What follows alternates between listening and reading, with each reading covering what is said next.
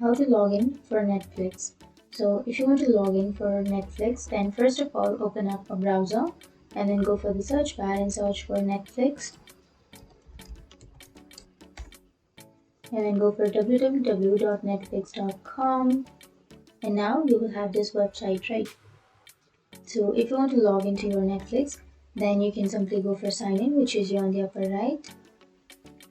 And now to sign into your account, here on the first blank you need to enter your email address or your phone number, and here on the next blank you have to enter your password.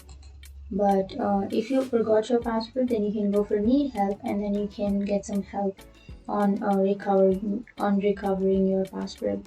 But if you remember your password, then simply enter it and then click on sign in, and that's it. That's how you sign into your account. For now I have not taken any subscription, but if you have your plan, and if you have your subscription pack, then you can simply watch